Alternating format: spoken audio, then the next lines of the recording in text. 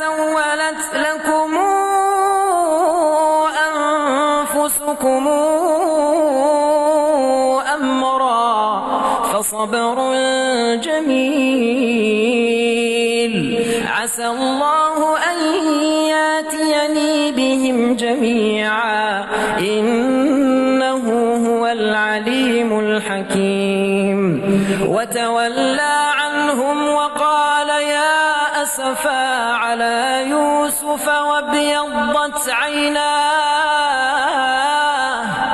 وابيضت عيناه من الحزن فهو كظيم قالوا تالله تفتأ تذكر يوسف حتى تكون حرضا أو تكون من الهالكين